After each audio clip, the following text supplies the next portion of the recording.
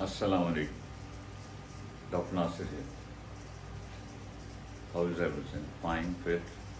Okay, do enjoy, go on enjoy. So, I think we should start our job. Our topic is writing, mechanics of writing, right? And before it, right, we have so far actually made sort of two videos on the subject, okay? And in the previous videos too, we were discussing these rules. These are sort of advanced rules, so you have to be very careful. Otherwise, this thing might not be of any interest for a layman. Therefore, as I told in the previous lecture too, for the CSS students, right, for CS students, for GMAT, GRE, SAT, 1, TOEFL, IELTS students, this thing is very much required, so please be careful. And in the previous lectures, we have placed like these rules: verbosity, rule of brevity, rule of proximity, and rule of Magnilocancy. So it was the stuff of the first lecture. In the second, we could discuss run-on sentence, sentence fragment, and right, we did focus on these two. Okay. So I'm pretty sure, inshallah, by now you would have got, if not 100%, at least 67% idea what this stuff is. Let me repeat a bit just for further clarification. Verbosity meant what? Use of very heavy and difficult language. So as I said in the earlier lectures too, you have to avoid this thing, okay? Rule of brevity says, try to say something in the fewest possible words, but not at the cost of the overall meaning. So this is something that you have to go for, okay? Magnilocancy is once again something negative. As I told you, magni means big and locancy means sort of conversation. So magnilocancy means to use very heavy expressions, not difficult words, complicated expressions for simple ideas, okay? You just need a cup of tea and you are saying something very complicated.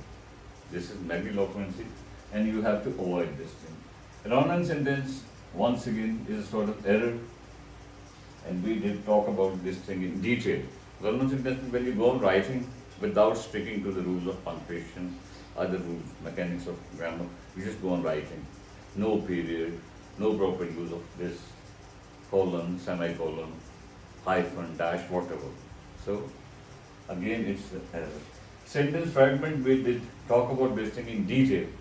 I tried to make it clear by explaining phrases, phrasal verbs, idioms, sentence fragment, and clause. And the nutshell of all that was, it is something bad. So, sentence fragment was something what?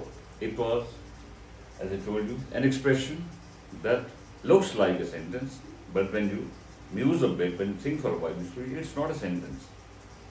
It's not a sentence, it looks like a sentence. It's a very common error, right? Most of the students, while doing essay writing or whatever, even in research papers, I have found this stuff that there are so many sentence fragments. So, apparently that's a sentence, but actually there is not, right? So we say to change the sanitary atmosphere of our country. If you just say this thing, apparently it's a sort of sentence, but actually it's not, because it's not giving complete meaning. You have to add something to clarify. Then it, okay? So it is an error. The next is use of slang. Today we are going to talk about this thing, slang. Slang means what? Nowadays this word has become very common. Even a layman knows slang. Slang. The literal meaning of the word slang is language, the code words used by sort of thieves, dacoits, criminals. They used to use code words. That very thing used to be called slang. But nowadays this word is being used in a very different way. Nowadays by slang we mean what? We mean the rough language, right? Rough language in the sense that the way we talk, when you're talking to a friend of yours, sometimes we just use this sort of words. Okay, suppose you say box. And by box you do not mean box. By box you mean sort of television set. Okay? So, but Okay, somebody say, okay, yeah, start the box. So actually you want to say, okay, start the television set.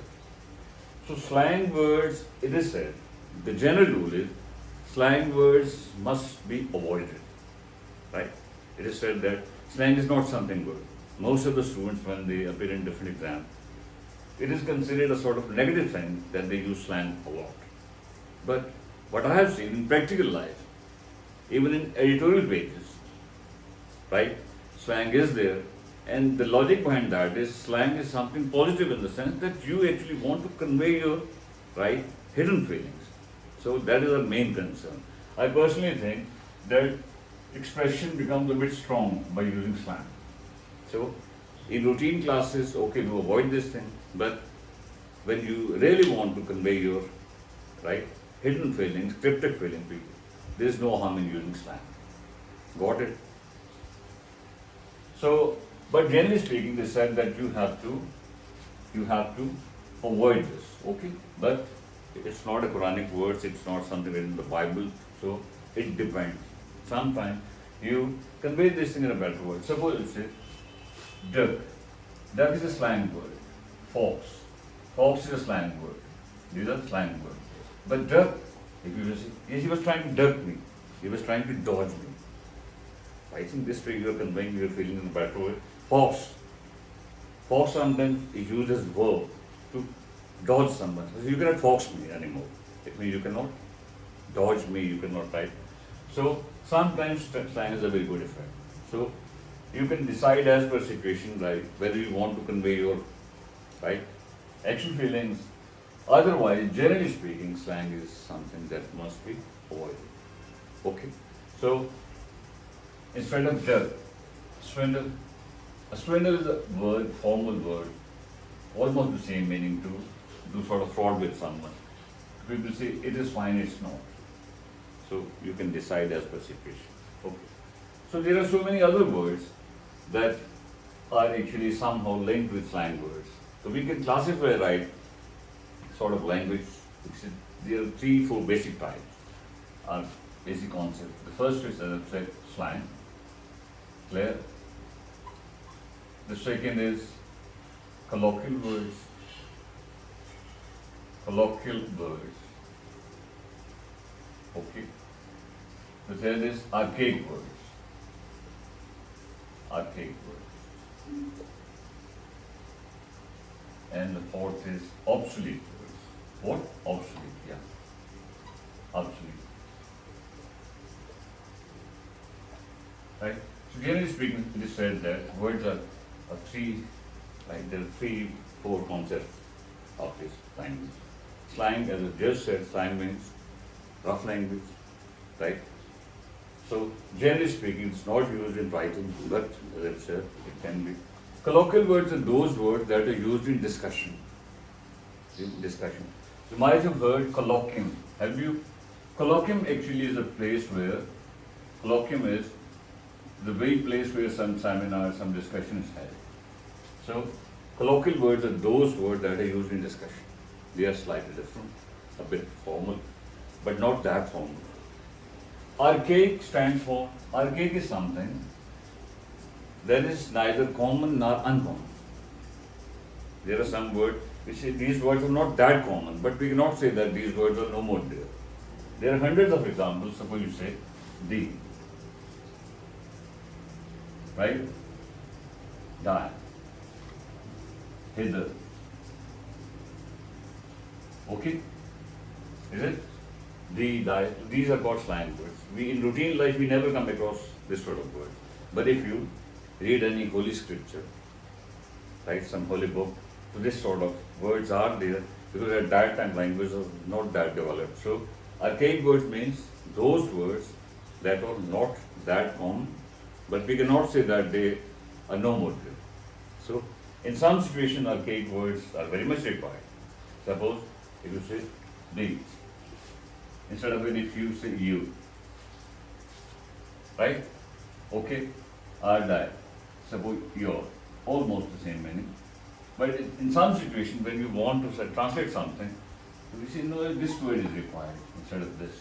Suppose this is required instead of this. Just to give the very spirit of that writing. Clear?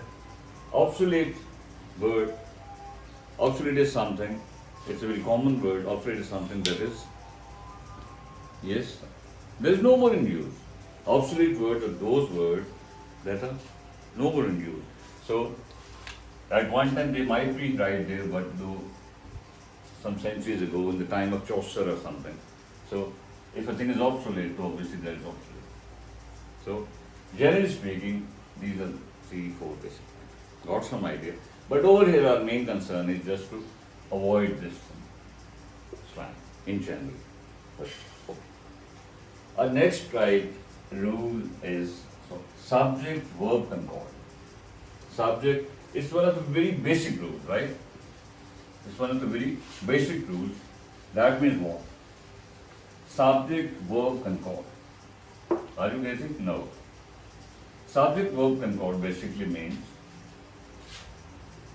subject verb concord. What's the literal meaning of the word concord? Concord basically means when things are in harmony, when things are in balance. For it, we can use a very simple word, agreement. Instead of concord, you can say agreement. Subject verb agreement. Right? So, are you getting what's meant by it? No. It means your verb should match your subject. It's one of the very basic rules. Right? Suppose you say, all the students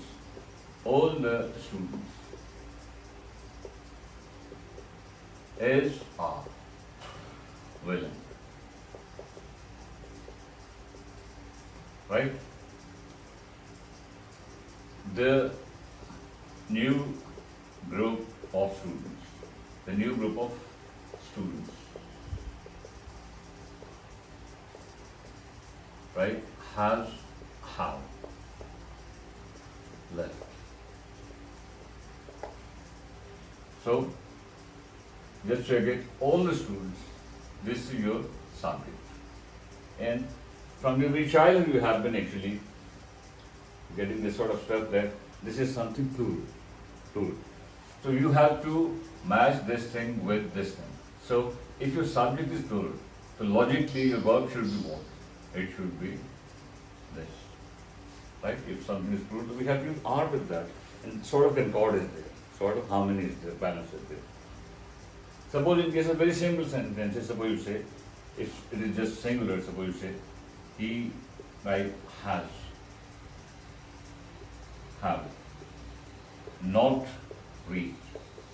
To even write, lay folk can guess that in this case concord is very simple. Subject is singular, so your answer is this. Clear?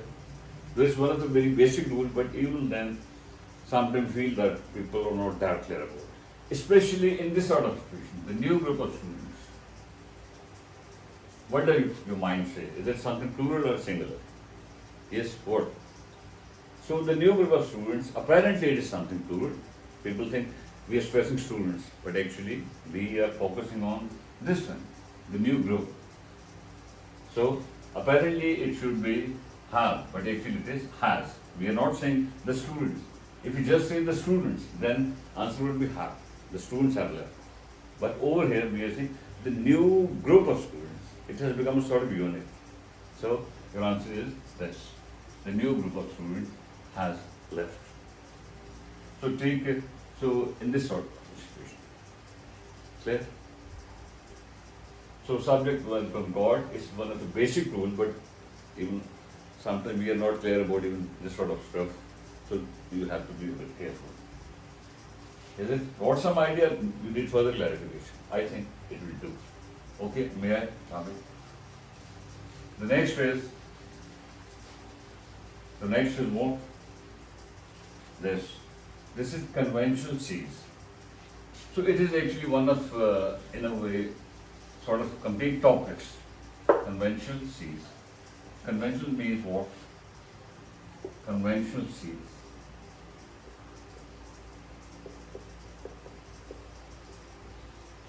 And C's must be written like this, not like this. once again, it's a common observation, most of us do write it like this. C's give the impression it is giving sort of possession, right? Something of C. This is something of C. While without this apostrophe, like this, it is plural of that. So in most of the books, in most of the writing, people do write it like this. Actually, it must be this. It is just by the way. So conventional C's are generally called traditional C's. Conventional means traditional, something that is there. Traditional C. You can use the word tradition for that. Okay. Actually, it is a very complete topic. It needs a lot of time for it. But we won't go into that much detail. We will try to cover this topic in some other situation. But you just keep in mind what are 7 C's and what is the concept of 7 C's. It is said that if you stick to these 7 C's in your writing, then your expression automatically becomes a bit defined or something. So I'll just tell 7 C's in some other lecture, inshallah, if I find time, I'll discuss this in detail. So what are these 7 C's? Number 1, correctness.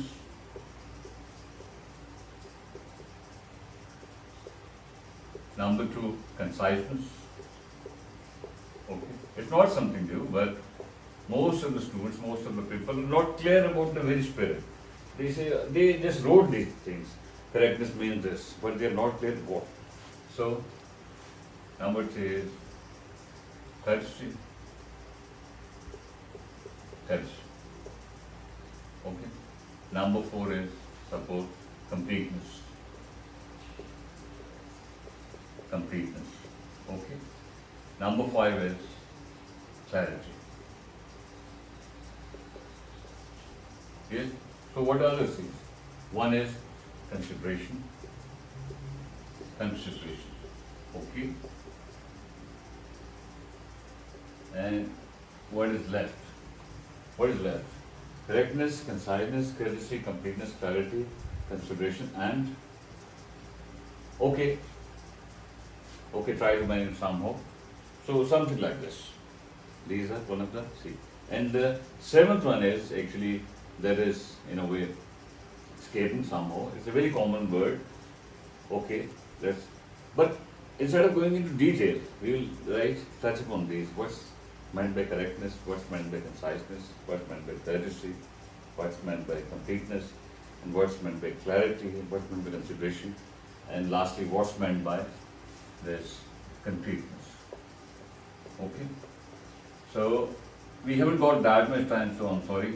So if we start discussing this thing, it means perhaps lecture would be, it would become a sort of harangue lecture. Okay, got some idea. The theme of it is, you have to write C's in this question. The other thing is, if you stick to these 7 C's, and if you do understand the very spirit, correctness actually means this. So I personally think, almost right, 70% right, things are, instead of being out of character, they are in good shape and things are in order. So inshallah we will discuss things in some later lecture. Oh, may I, if you. And the next is what we call, yes. So in most of the actually books, in most of the writing, there is no mention of this thing, modern C. Right? The conventional style is that they do focus on conventional C's in all papers, in all exams. But modern C's, you can coin different modern C's. On your own, you can coin different modern C's. Okay. Suppose these are modern C's. Modern C's means any word starting with C, and that has got something to do with writing, can be treated as modern C. Suppose you can coin different words. Some are there. Suppose you say coherence. Once again, I'll talk about, I delate upon this topic in some coming lecture, but coherence, it does not come in traditional C's, but it is. When we'll talk about this thing in detail, then you'll come to know what I actually want to say. Coherence, if I say cordiality, it is one of the C's. You can apply this. One is congeniality. Congeniality. Okay. what's it? Conformity. Conformity. Oh, so what you say coherence, coherency. Coherency. Okay, suppose you can say cohesiveness. So one can, it's not, because all these things are almost the same as we, but you will not have come across this sort of words when we talk of conventional C's. But modern C's, this sort of C's, there are so many other C's. These C's are so many other C's can be there. Right? Number.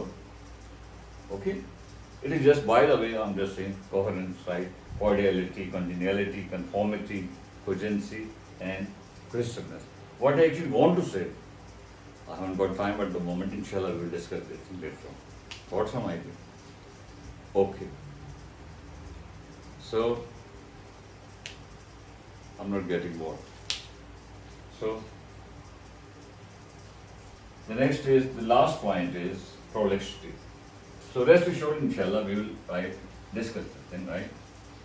So that will be, actually for students it's not that much required, but for those people who are holding top notches, who are sort of big wigs and who are just from the top slot and the top hierarchy, for them this sort of things are required. The last is prolixity. Prolixity means, what's meant by the word prolixity? It is just nothing. Try to understand the word prolix. If a thing is prolix, that means what? It means that thing is rife. Okay, prolix, the literal meaning of the word prolix is rife. Okay, when sort of glut of something is there. Okay, galore of something is there. Abundance, something like this. These were the sort of synonyms of prolix. Prolix means when a thing is in abundance, that is there everywhere. Prolixity means abundance of something.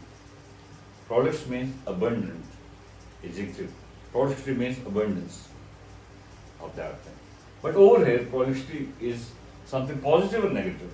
It is something negative.